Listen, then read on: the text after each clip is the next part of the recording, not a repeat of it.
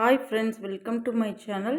இன்றைக்கி நாம் பார்க்க போவது உப்பு பருப்பு எப்படி செய்யலான்னு பார்க்கலாம் வாங்க. வீடியோக்குள்ளே போகிறதுக்கு முன்னாடி சப்ஸ்கிரைப் பண்ணிக்கோங்க.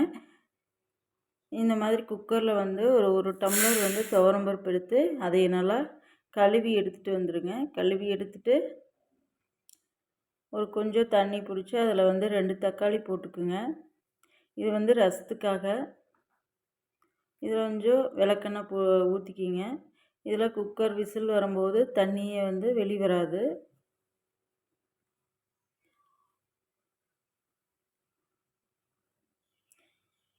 இந்த உப்பு பருப்பு வந்து யாராவது திடீர்னு உங்கள் வீட்டுக்கு கெஸ்ட்டாக வந்துட்டாங்கனாவோ இல்லது நம்ம ஸ்கூலுக்கு போகும்போது நம்ம லேட்டாக எழுந்திரிச்சிட்டாலோ டக்குன்னு இது செஞ்சிடலாம். 10 நிமிஷத்தில் செஞ்சிடலாம். உங்கள் வீட்டில் காய் இல்லைனாலும் இந்த மாதிரி செஞ்சு கொடுத்துட்டிங்கன்னா குழந்தைங்களாம் ரொம்ப விரும்பி சாப்பிடுவாங்க. பாருங்கள், 2 விசில் வந்துருச்சு.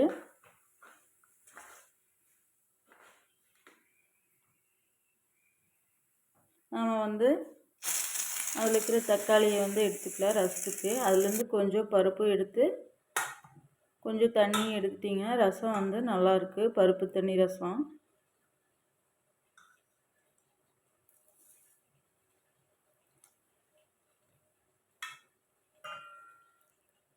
இதை எடுத்துகிட்டு நம்ம வந்து மண் சட்டி வச்சு அதில் எண்ணெய் ஊற்றிக்கிங்க.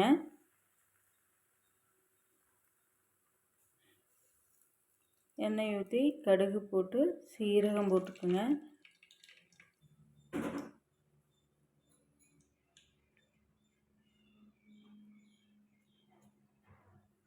போட்டுட்டு இதுக்கு வந்து சின்ன வெங்காயம் வந்து நல்லா நிறைய போட்டுக்குங்க. நிறைய தொளித்து கட் பண்ணி போட்டுக்குங்க.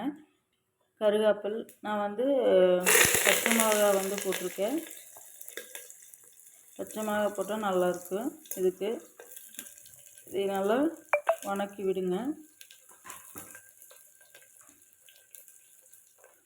இது வணக்கிறதுக்குள்ளே பூண்டை தொளித்து நம்ம சட்டி எடுத்துகிட்டு வந்துடலாம். ஒரு 4 பல் பூண்டு இருந்தால் போதும்.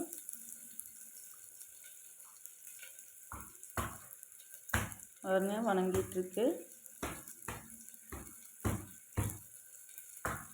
பூண்டு எப்படின்னா அந்த பூண்டு தட்டுற கல்லில் வந்து நீங்கள் தட்டிக்கிங்க.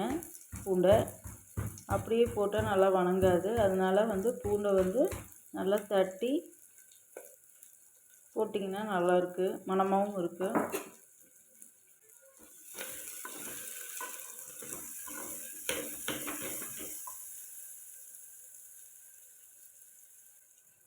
இப்போ பாருங்கள், இந்த மாதிரி தட்டி போட்டுக்குங்க பூண்டை.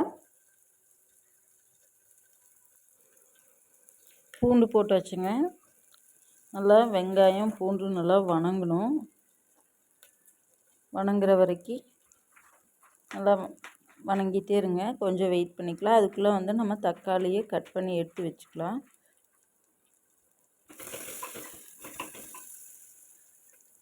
கொஞ்சம் நல்லா வணங்கினா தான் குழம்புக்கு நல்லாயிருக்கு.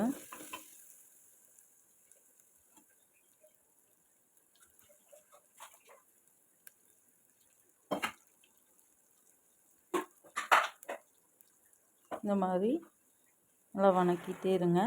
நல்லா வணங்கினதுக்கப்புறம் நம்ம தக்காளி போட்டுக்கலாம்.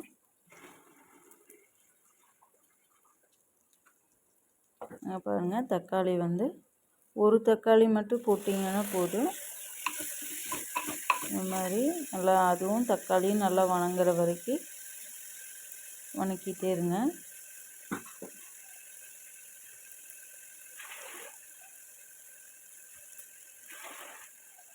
இந்த குழம்பு வந்து குழந்தைகளுக்கெல்லாம் வந்து சின்ன குழந்தைகளுக்கு 1 வயசு குழந்தைகளுக்கெல்லாம் வந்து நெய் ஊற்றி நல்லா பிணைஞ்சி கொடுத்தா நல்லா சாப்பிடுவாங்க.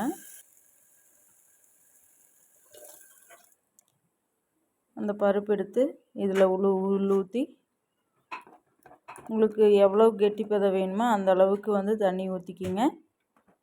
தண்ணி ஊற்றிட்டு இந்த அளவுக்கு கொஞ்சம் மஞ்சள் பொடி,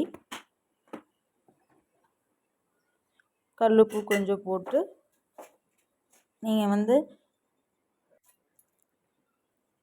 காரமெல்லாம் பார்த்துட்டு உங்களுக்கு மிளகாத்தூள் வேணும்னா போட்டுக்குங்க. எனக்கு காரம் கரெக்டாக இருக்குது. நல்லா கொதித்ததுக்கப்புறம் இதில் வந்து கருவேப்பிலை சேர்த்து ஆஃப் பண்ணிடுங்க. இந்த டிஷ் பிடிச்சிருந்ததுன்னா கமெண்ட் பண்ணுங்கள், சப்ஸ்கிரைப் பண்ணுங்கள். ஓகே, பாய்.